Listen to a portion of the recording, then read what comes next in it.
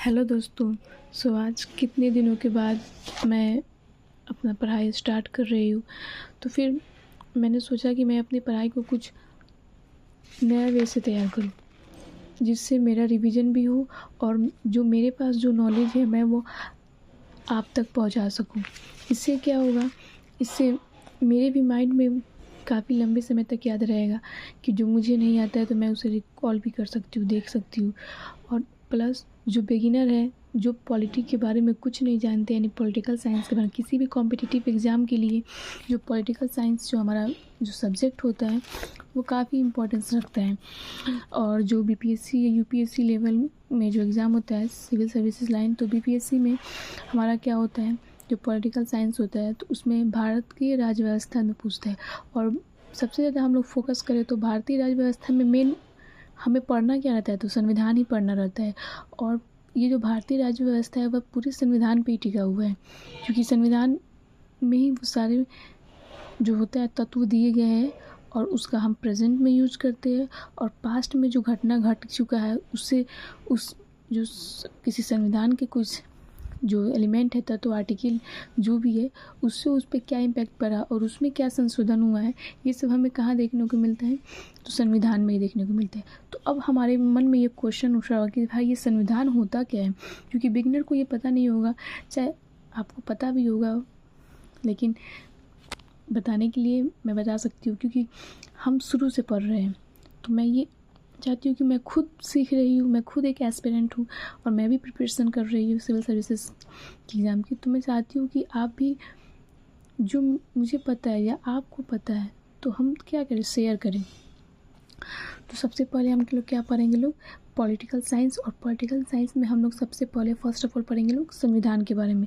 संविधान भाई ये है क्या, तो संविधान क्या है, तो कॉन्स्टिट्यूशन, वैसा रूल एंड रेगुलेशन जो सब पे बराबर अप्लाई होता है उसे हम क्या कहते हैं, संविधान कहते हैं। यानी कि मान लीजिए संविधान एक ऐसा एलिमेंट या एक ऐसा चीज़ है जिसमें रूल एंड रेगुलेशन, नियम जो कानून होता है ना वो बनता होगा, और जो नियम कानून बना हुआ है वह क्या होगा, वो सब पे बराबर अप्लाई होता होगा। यानी कि जितने भी किसी देश के जितने भी लोग हैं, जितने भी वहाँ के नागरिक हैं, वहाँ पे कोई भी रूल बना और वह रूल सबके लिए बराबर अप्लाई हो, उसे ही हम क्या कहते हैं, तो जो वह रूल जहाँ से आ रहा है तो उसी रूल को हम लोग क्या कहते हैं, जहाँ से वह संविधान कहते हैं। संविधान एक किताब की तरह होता है। संविधान क्या होता है, एक बुक की तरह होता है, लेकिन ये इंडिया में बुक की तरह होता है। देश के अलग अलग जो हिस्से हैं, किसी के बुक के बेसिस पे होता है संविधान, तो किसी के विदाउट बुक के बेसिस पे होता है। और जो हमारा जो संविधान है वह कैसा है, एक बुक के बेसिस पे, यानी एक किताब के भांति है क्या हमारा संविधान। तो हम समझ गए कि संविधान क्या है, कि रूल एंड रेगुलेशन का क्या है, एक किताब है जो क्या होता है सब पर बराबर अप्लाई होता है। यानी कि अगर किसी जो होता है ऐसा कोई इंसान गुनाह कर दिया, यानी कि क्या कर दिया, आपको मानते हैं चोरी कर लिया, तो चोरी के लिए अगर मान लीजिए ये वाला सज़ा है, तो दूसरा जो पर्सन है वो अगर बी वाला पर्सन वह चोरी करता है तो उन दोनों के लिए सेम ही कानून अप्लाई होगा। ये नहीं कि वो उच्च जाति का है या अलग, मतलब अपर कास्ट का या वगैरह वगैरह, जो भी पोस्ट पे हो तो उसे कम सज़ा मिलेगी और इसे ज़्यादा सज़ा मिलेगी। तो इससे डेट्स क्लियर, ये हमारा क्लियर हो जाता है कि संविधान में जो रूल एंड रेगुलेशन है वह क्या है, सबके लिए इक्वल है। और हमारा जो आगे हम जो पढ़ेंगे तो आर्टिकल 14 में आएगा समता का अधिकार, जिसमें हमें कानून के लिए क्या दिया है, विधि के समक्ष समानता दिया गया है। आर्टिकल 14-15 में हम ये पढ़ेंगे लोग।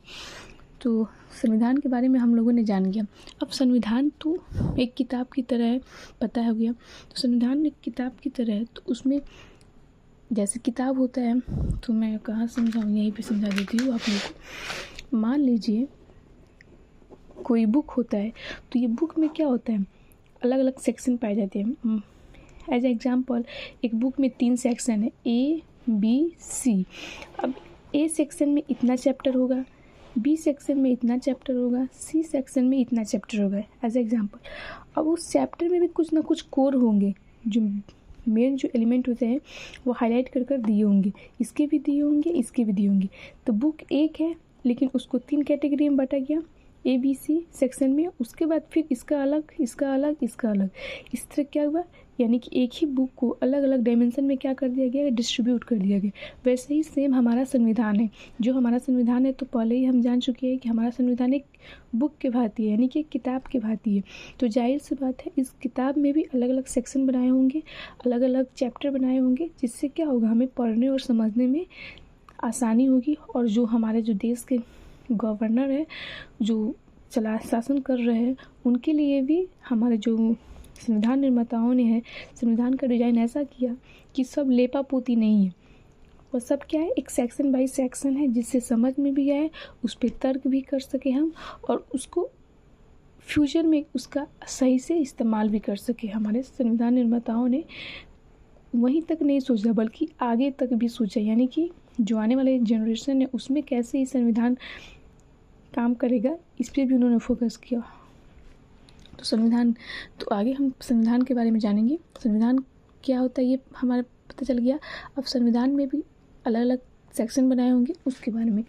तो जो संविधान है हमारा, पहले कुछ जान जाएंगे। ये जो संविधान है ये हमारा क्या है, सबसे बड़ा लिखित संविधान है। क्या है, सबसे बड़ा लिखित संविधान है। किस में, विश्व में, यानी पूरे वर्ल्ड लेवल पर सबसे बड़ा लिखित संविधान किसका है, तो इंडिया का है।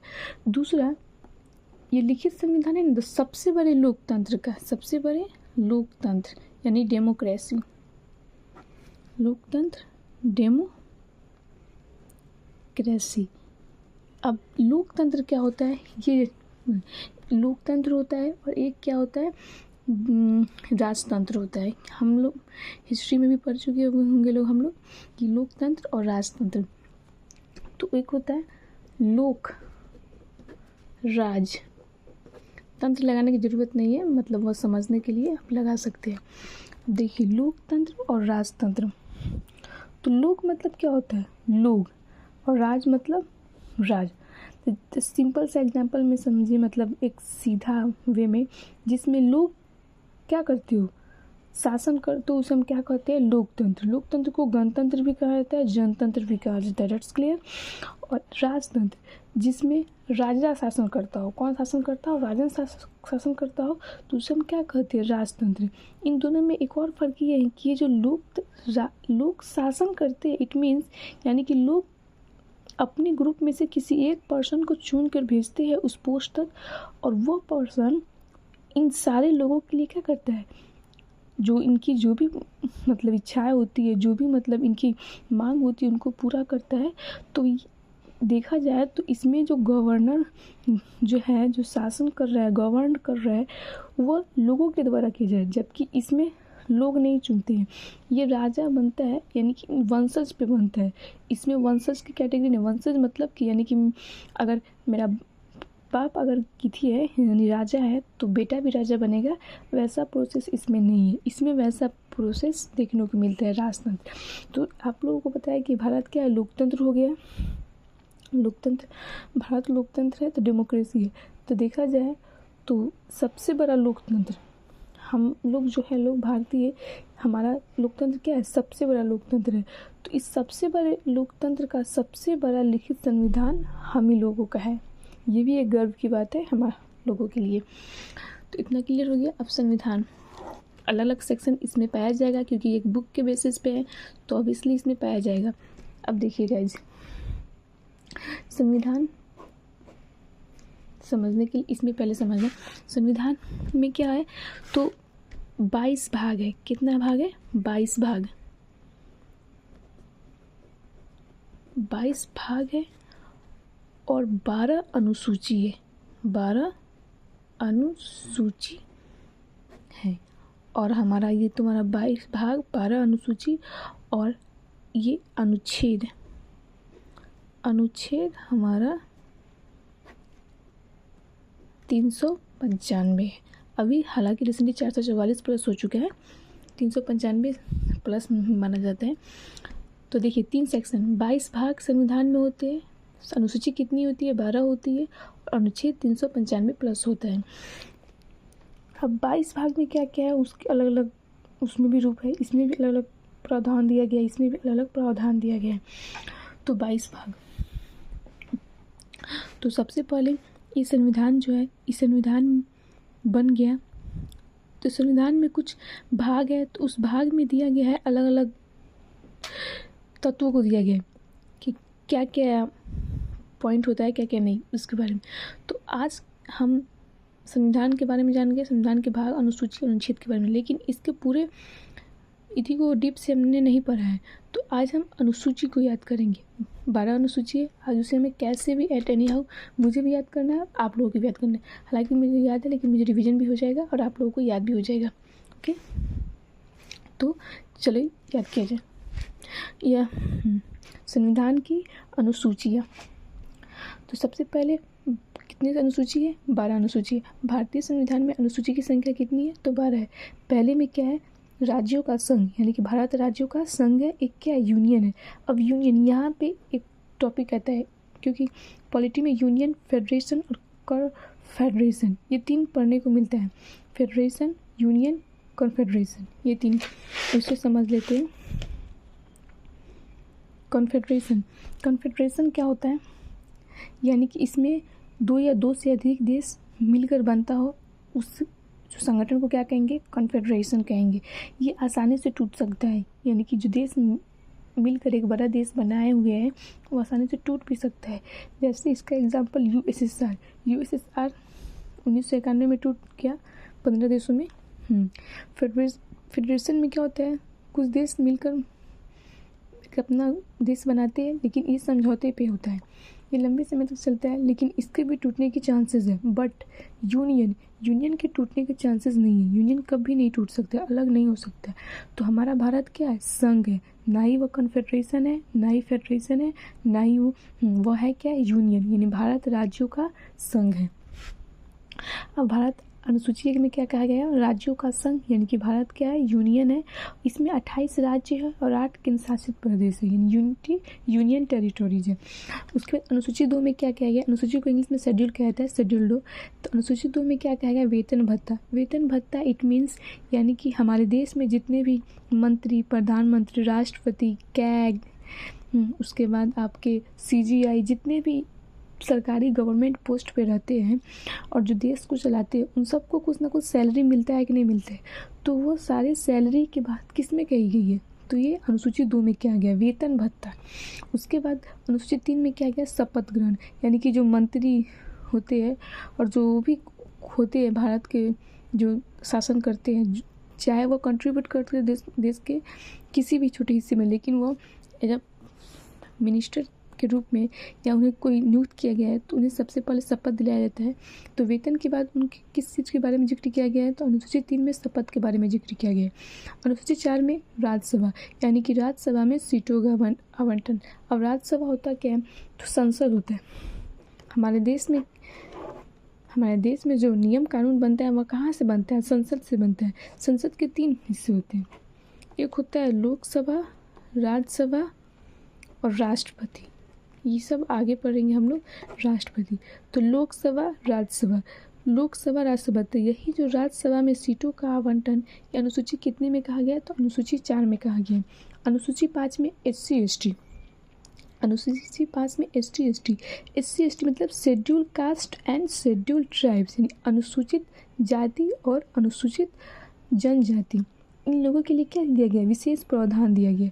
और अनुसूची 6 में क्या कहा गया? पूर्वोत्तर, यानी कि जो हमारे नॉर्थ ईस्ट का एरिया है, जिसे हम 7 सिस्टर के नाम से जानते हैं, तो इसमें कुछ विशेष प्रावधान दिया गया असम, मेघालय, त्रिपुरा एंड मिजोरम को। अनुसूची 7 में क्या गया? 100 से 7 और 100 से शक्ति। तो अनुसूची 7 में कहा गया शक्तियों का विभाजन, यानी कि पावर का डिस्ट्रीब्यूशन होगा, यानी कि एक ही इंसान के पास पावर नहीं रहेगा। हम लोग क्या है? इंडिया एक लोकतंत्र है और लोकतंत्र में हर इंसान क्या है? शासन कर सके। और अब एक ही आप इंसान के पास क्या रहेगा? शक्ति रहेगा। तो भारत के अलग अलग निचले हिस्से तक मतलब गवर्न करना काफ़ी मुश्किल है।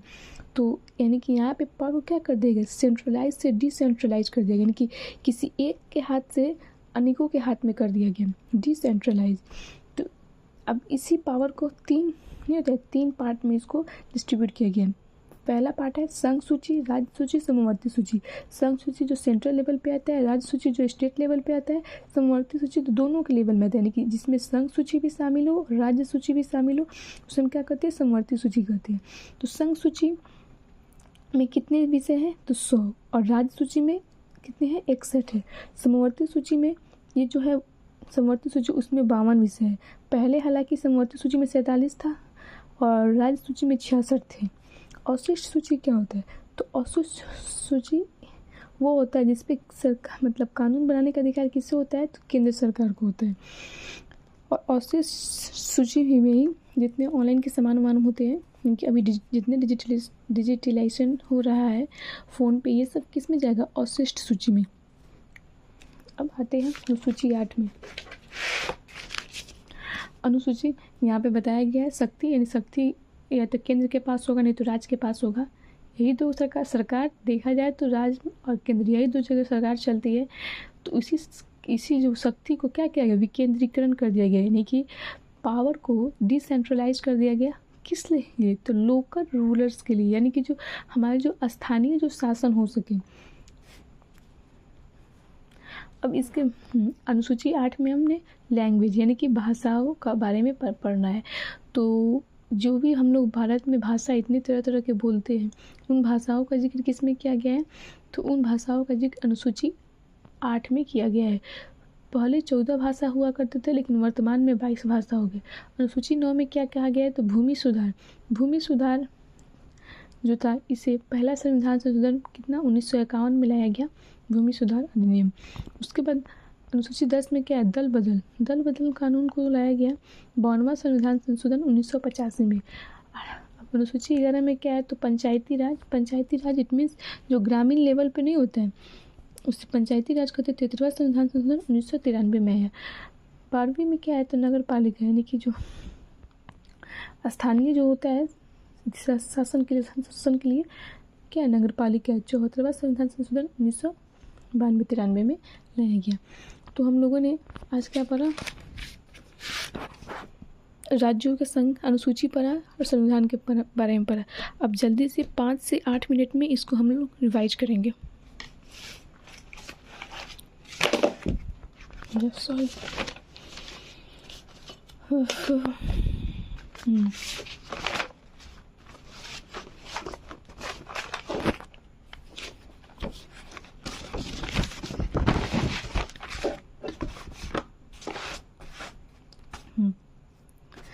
फर्स्ट क्लास है इसलिए ज़्यादा लेट हो जा रहा है।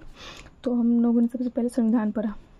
संविधान क्या होता है, संविधान एक ऐसा किताब है जो जिसमें रूल एंड रेगुलेशन क्या हो, रूल एंड रेगुलेशन जो बनता हो वह सब पे सेम अप्लाई होता हो, सब पे इक्वल अप्लाई होता हो, यानी बराबर ही अप्लाई होता है, उसे हम क्या कहते हैं, संविधान कहते हैं। संविधान, भारत का संविधान क्या है, सबसे बड़ा क्या है, लिखित है, और सबसे बड़ा लोकतंत्र का संविधान है, लोकतंत्र का संविधान है। अब ये जो संविधान है, इस संविधान में हम बताया कि अलग सेक्शन पाए जाते हैं। अब जल्दी फास्ट डिवीजन चल रहा है इसलिए हम ज़्यादा नहीं बताएंगे। 22 भाग होते हैं, 12 अनुसूची होती है, और 395 प्लस आर्टिकल होता है, शेड्यूल, आर्टिकल, पार्ट, इसमें से। और इसी संविधान में इसके लिए जो बनाया गया है, इसी में कानून के तहत IPC, CRPC और IAA ये कानून है। IPC मतलब इंडियन पेनल कोड, CRPC से सिटीजनशिप। अब इसी में जो IPC, CRPC और IEA होता है, इसमें अब जो वर्तमान समय में देखा जाएगा, रिसेंटली में सरकार ने क्या किया, इसे चेंज कर दिया है। IPC को क्या किया, BNS यानी भारतीय न्याय सुरक्षा, और CRPC को किसमें क्या है, भारतीय नागरिकता सुरक्षा सापेक्ष, और IEA को क्या किया है, इंडियन एविडेंस एक्ट को BSA भारतीय साक्षरता अधिनियम, इसमें तब्दील कर दिया है।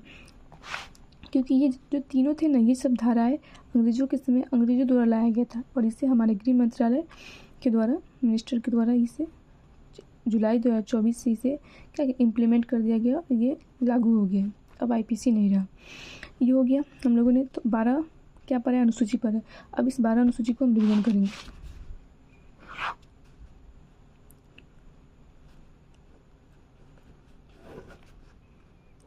अनुसूची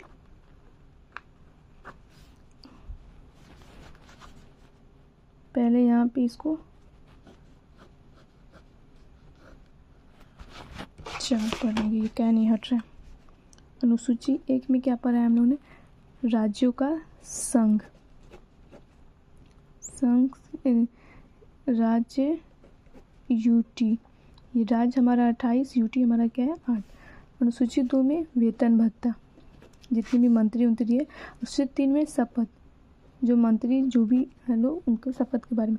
अनुसूची 4 में क्या कहा गया, राज्यसभा में सीटों का आवंटन, राज्यसभा में सीटों का आवंटन। अनुसूची 5 में तो एससी एसटी के लिए क्या था, स्पेशल प्रोविजन, यानी कि स्पेशल प्रावधान। अनुसूची 6 में क्या है, तो नॉर्थ ईस्ट के लिए क्या है, स्पेशल प्रोविजन। अब नॉर्थ ईस्ट में कौन कौन से है, तो असम, जाइए कैसे गलती होगी, असम, मेघालय, त्रिपुरा, मिजोरम, AMTM, असम, मेघालय, त्रिपुरा, मिजोरम। 6 तक हो गया। अब यहाँ पे आते हैं अनुसूची 7 में हम लोगों ने क्या पढ़ा, 100 से शक्तियों का विभाजन, पावर का डिस्ट्रीब्यूशन ऑफ पावर, शक्ति का विभाजन। इसमें भी 3 टाइप की शक्ति देखने को मिला, संघ सूची, राज्य सूची, समवर्ती सूची, और एक इसमें आता है अवशिष्ट सूची, जो नए बनते हैं पावर, जैसे डिजिटलाइजेशन वाले जितने भी है इसमें आएंगे। अवशिष्ट सूची, संघ सूची सेंट्रल लेवल पे होती है, राज्य सूची स्टेट लेवल पे होती है, समवर्ती सूची सेंट्रल और स्टेट दोनों होता है, और दोनों की सरकार मिलकर, मंत्री मिलकर इसके लिए कानून बनाती है। संघ सूची पे केवल केंद्र सरकार कानून बनाती है, राज्य सूची में कौन बनाता है, तो राज्य सरकार। इसमें कितने विषय हैं, 100, इसमें 61, और इसका तो कोई थी नहीं है, ये जितना बन सके ये हो गया। संघ सूची, राज्य सूची, समवर्ती सूची और शिष्ट सूची। अवशिष्ट सूची पर कानून बनाने का अधिकार किसी है, तो केंद्र सरकार को है। यानी देखा जाए तो पावर ज़्यादा किसके पास है, केंद्र सरकार के पास है। अब हम अनुसूची 8 में आते हैं, ऐसे कर देती हूँ। अनुसूची 8 में क्या है, तो लैंग्वेज यानी भाषा। पहले कितनी भाषा थे, 14, अब कितनी हो गई, 22। जो हम हिंदी बोल रहे हैं इसी अनुसूची के देने, और जो मैथिली, ये सब जितनी भाषा है, बोडो, डोगरी वगैरह वगैरह, पंजाबी, बंगाली, आसामी, ये सब इसी में आएंगे लोग। 9 में हमने पढ़ा अनुसूची में भूमि सुधार, भूमि यानी कि जितने भी पहले भूमि हुआ करता था उसके बारे में। जब देश को जब आज़ादी मिल गई, सबसे पहले हमारे जो उस टाइम के जो रूलर थे, जो शासन करने वाले मंत्री थे, उन्होंने क्या किया, भूमियों का सुधार किया। जितने भी लोगों के पास भूमि थी, ठाकुर लोगों के पास, उस सब का क्या किया, एक सर्वेक्षण कराया गया। तो भूमि सुधार ये पहला संविधान संशोधन था, इसलिए फर्स्ट CAA लिख देती हूँ, यानी फर्स्ट कॉन्स्टिट्यूशन अमेंडमेंट एक्ट 1951 में किया गया था। 10 में क्या है, दल बदल, 10 से दल बदल कानून, इसे कब 52वां संविधान संशोधन, 52 CAA कब 1985 में लाया गया। 11 में क्या है बताया है, 11 में अभी सोच हम लोग पढ़ लोग। 11 में क्या है, तो हमारा जो नहीं होता है ये, उसको क्या बताया, पंचायती राज व्यवस्था, पंचायती राज व्यवस्था। और 12 में क्या है, तो नगर पालिका, 12 में क्या है, नगर पालिका। इसे 73वां संविधान संशोधन CAA, इसे 74वां संविधान संशोधन 1993 में, ये 1992-93, ये किसके लिए था, तो ग्रामीण स्वशासन के लिए, और ये नगर पालिका यानी स्थानीय। तो हम लोगों ने 12 संविधान की जो अनुसूची थी 12, उसको पढ़ लिया, और संविधान के बारे में कुछ हल्का फुल्का जान गए लोग हम लोगों ने। तो एंड आई होप आप लोगों को कुछ ना कुछ समझ में आया होगा इस क्लास से। और मेरा यही गुंजाइश है कि आप लोग को पता भी है फिर भी आप लोग कमेंट बॉक्स में जितने भी संविधान के जो 12 अनुसूची उसे लिख दी, जिससे क्या होगा वो आपके माइंड में रिकॉल हो जाएगा। क्योंकि पढ़ना इनफ नहीं है, जो पढ़े है उसको लंबे समय तक याद रखना और उसका रिकॉल करना, रिवीजन करना, डैट इज़ द मेन, ये क्या है, इम्पॉर्टेंट थिंग है। अगर हम इसे छोड़ देंगे तो हमारा सारा पढ़ा लिखा सब क्या हो जाएगा, बेकार चला जाएगी। सो आज हम लोग शेड्यूल के बारे में जान गए लोग एंड आई होप अब इसके बाद कल का जो क्लास होगा वो हमारे किस पे होगा, भाग पे होगा। पहला भाग पढ़ेंगे लोग हम लोग, भाग 1 में क्या कहा गया है क्या नहीं कहा गया है, और धीरे धीरे ऐसे ही कर कर अगर ये क्लास अच्छा से चलता रहा तो हम लोग पूरे 22 भाग को अच्छे से पढ़ लेंगे लोग। सो आज के लिए बस इतना ही। अगर जो गलती हुआ होगा मुझसे तो आप उसे कमेंट बॉक्स में बता सकते हैं, जिससे मैं क्या करूँ, खुद में इम्प्रूव करूँ। So that's it. सो मिलते हैं नेक्स्ट क्लास में। Okay, thank you for watching this.